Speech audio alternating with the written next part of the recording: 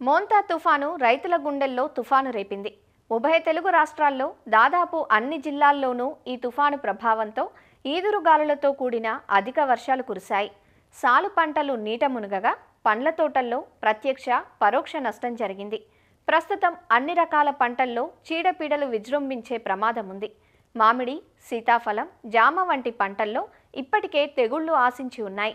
ఉల్లి, బంగాళదుంప, అల్లం వంటి దుంప పంటల్లో వేరుకుళ్ళు తెగుళ్లు సోకే ఆస్కారం ఉంటుంది. పొలాల నుంచి నీరు బయటకు పోయాక రైతులు ఉద్యాన పంటల్లో తీసుకోవాల్సిన సస్యరక్షణ చర్యలపై సంగారెడ్డి ఫల పరిశోధనా స్థానం ప్రధాన శాస్త్రవేత్త డాక్టర్ సుచిత్రతో మా ప్రతినిధి రామకృష్ణ ముఖాముఖి ఇప్పుడు చూద్దాం. ఈ మోంతా తుఫాన్ ప్రారంభం నుంచి అల్పపీడనంగా ఏర్పడి వాయుగుండంగా మారి ఆ ప్రభావం అంతా కూడా ఈ రైతుల్ని చిన్నాభిన్నం చేసిందని చెప్పుకోవచ్చు. ఈ పంటలకు సంబంధించి ఈ వర్షం వచ్చి వెళ్ళిపోయిన తర్వాత కొంత నష్టాన్ని అయితే రైతులు చవిచూస్తున్న పరిస్థితి ఉంది. ఈ అల్లం కావచ్చు, అలాగే మామిడి, సీతాఫలం, జామ వంటి పంటల్లో ఎక్కువగా ఈ ఆకు తెగుళ్ళు కావచ్చు, లేకపోతే ఈ పంట కాయల దశలో ఉన్న సమయంలో కొంత కీటకాలు కావచ్చు, అలాగే తెగుళ్ళు కావచ్చు వచ్చి వాటినైతే రైతులనైతే నష్టానికి గురి చేస్తున్నాయి. ఈ తెగుళ్ళని ఎలా నివారించుకోవాలి, వర్షం వచ్చిన సందర్భంలో వర్షం వెళ్ళిపోయిన తర్వాత ఎలాంటి జాగ్రత్తలు తీసుకోవాలి అనే అంశాలను మనతో పాటు మాట్లాడడానికి సంగారెడ్డికి సంబంధించినటువంటి ఫల పరిశోధనా స్థానం అధినేత డాక్టర్ సుచిత్ర ఉన్నారు. ఒకసారి మాట్లాడదాం. మేడం, ఈ ప్రధానంగా వరుస వర్షాలు కురిసినప్పుడు కానీ, తుఫాన్లు వచ్చినప్పుడు కానీ ఎక్కువగా ఈ పంటలపైన ప్రభావం ఎక్కువగా చూపుతూ ఉంది. ఈ పంటల తెగుళ్ళు కావచ్చు, అలాగే పురుగులు కావచ్చు, ఇలాంటి వచ్చిన సందర్భంలో రైతులు ఎలాంటి జాగ్రత్తలు తీసుకోవాలి? అవునండి, ఇప్పుడు మనకి మొంతా తుఫాన్ వలన 4-5 రోజుల నుంచి తెలంగాణలో పంటలపై ఎక్కువగా ప్రభావం చూపుతుంది. కంటిన్యూస్గా మనకి మే నుంచి కూడా వర్షాలు అనేది మనకి ఈసారి ఆగకుండా కూడా మనం చూస్తున్నాము. నిరంతరాయంగా కురిసే వర్షాల వలన మనకి ఇబ్బంది అయితే ఉందండి. సో ముఖ్యంగా మనకు చూసుకున్నట్లయితే మామిడి అనేది మనకి తెలంగాణలో ముఖ్యమైన పంట. మామిడికి మనకి అక్టోబర్, నవంబర్లో బెట్ట అనేది చాలా చాలా ముఖ్యమైనది. ఎందుకంటే అది డిసెంబర్లో పూత వచ్చే దశ కాబట్టి పూతకు ముందు బెట్ట అనేది చాలా చాలా ముఖ్యమైనది. ఈ బెట్ట దశలో ఏమవుతుందంటే పిండి పదార్థాలు అన్నీ కూడా కొమ్మలోకి చేరుకొని ఆ కొమ్మ పుష్పించడానికి ఉపయోగపడతాయి. అయితే ఇప్పుడు మనకి ఈ యొక్క వర్షాల వలన అక్టోబర్లో బెట్ట పెట్టే పరిస్థితి లేకపోగా కంటిన్యూస్ రెయిన్స్ వలన ఆకు దశ కూడా ఇంకా కూడా కొత్త కొత్త ఆకులు రావడము, సో అట్లాంటి పరిస్థితి మనకి ప్రజెంట్ కనిపిస్తుంది.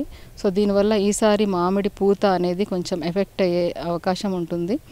వానలు కురిసి వెలిసిన తర్వాత మనకి ఒక తేనె మంచు పురుగు బెడద కూడా ఎక్కువగా మనకి లేత ఆకుల్లో కనిపిస్తుంది. సో దీనివల్ల చాలా చాలా నష్టం అనేది ఏర్పడుతుంది. ఎందుకంటే అది లేత ఆకుల నుంచి రసం పీల్చడమే కాకుండా ఆకులన్నీ కూర్చోకపోవడము, తర్వాత మనకి పూత కూడా ఇప్పుడు కొన్ని తోటల్లో వస్తుంది. సో వాటి మీద కూడా వీటి దాడి అనేది ఉండే అవకాశం ఉంటుంది.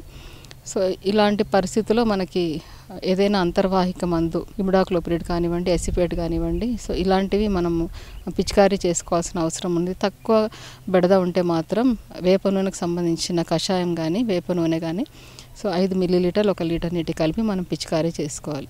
అదే మనం ఇప్పుడు సీతాఫలం చూసుకున్నట్లయితే సీతాఫలం మన కాయ దశలో ఉంది. ఆల్మోస్ట్ కంప్లీట్ అయినప్పటికీ ఇంకా కొంతవరకు కాయ దశలో ఉంది.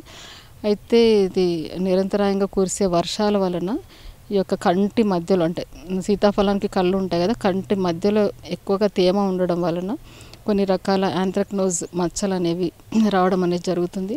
అంతేకాకుండా బ్లాక్ క్యాంకర్ అనేది, అంటే ఒక సైడ్కి మనకి ఒక వైపుకి చూసినట్లయితే సీతాఫలం నల్లగా మారడం, అలా దెబ్బతినడం అనేది చూస్తున్నాం. సో ఇట్లాంటి కాయలు కూడా మార్కెట్ వాల్యూ తగ్గుతుంది. సో ఇది ఒక శిలీంధ్రం వల్ల వస్తుంది.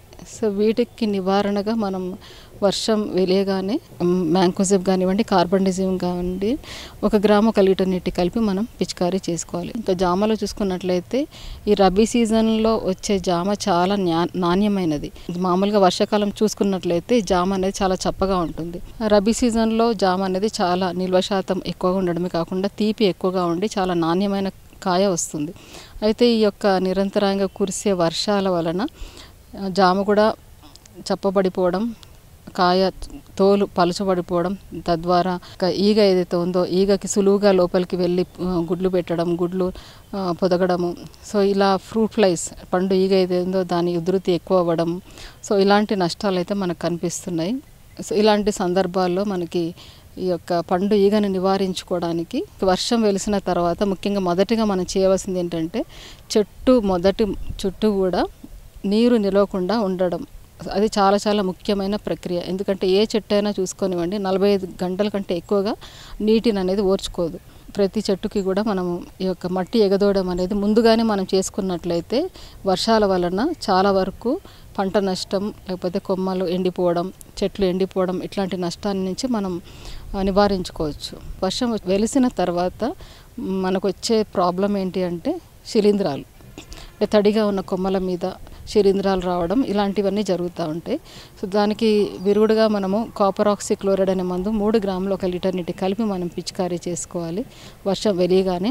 అలాగే మొక్క మొదల మధ్యలో కూడా డ్రెంచ్ చేసినట్లయితే ఈ వేరుకులు కానీ రాకుండా ఉంటాయి. సో ఇప్పుడు మన సంగారెడ్డిలో చూసుకున్నట్లయితే వెల్లుల్లి, అల్లము, అలాగే ఆలుగడ్డ ఇవి 3 కూడా దుంప పంటల్లో మనం చెప్పుకోవచ్చు. ఈ వర్షం ఎక్కువగా ఉన్నప్పుడు ఈ దుంప అనేది నానిపోయి దుంప కుళ్ళు అనేది రావడం జరుగుతుంది, దుంప తెగులు రావడం జరుగుతుంది. సో ఇలాంటి సందర్భంలో మనకి కాపర్ ఆక్సీ క్లోరైడ్ అనే మందు డ్రెంచ్ చేసినట్లయితే చాలా వరకు నష్టాన్ని అనేది కాపాడుకోవచ్చు.